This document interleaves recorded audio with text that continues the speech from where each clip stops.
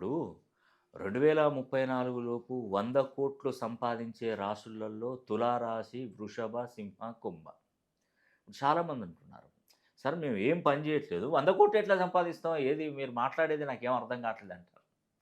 ఒకటండి, ఎంత చెట్టుకో అంత గాలి.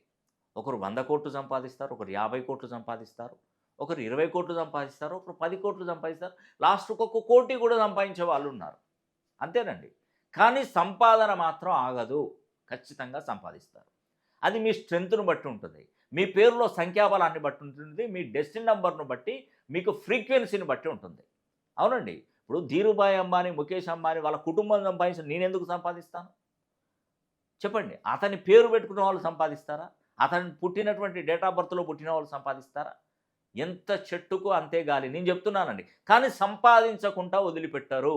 ఖచ్చితంగా బ్రహ్మాండం బద్దలు కొడతారు.